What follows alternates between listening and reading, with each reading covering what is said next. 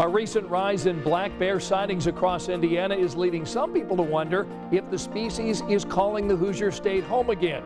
So tonight, our Dustin Grove went on a journey to find some answers.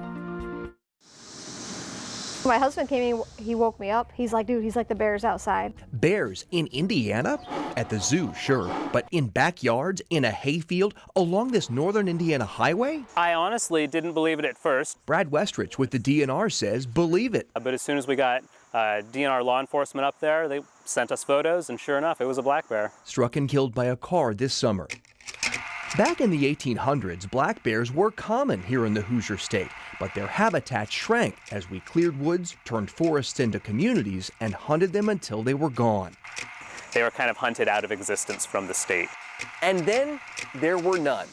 In fact, there hadn't been a single confirmed report of a bear sighting in Indiana since just after the Civil War. But 150 years later, that changed.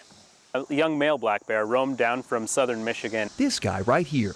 And it eventually roamed back to Michigan. And since then, we've had a black bear in Indiana almost every year. Animal experts say that's because in recent decades, our neighboring states have made changes to protect and preserve their forests, so black bear populations have grown. Now, young males are traveling further for food to avoid competition from the bigger bears. Based on tracking reports, the DNR says this one, spotted in Vanderburgh County last summer, had traveled all the way from Missouri. That's quite a trip. It's definitely quite a trip. So far, they've all eventually hit the trail and headed back home.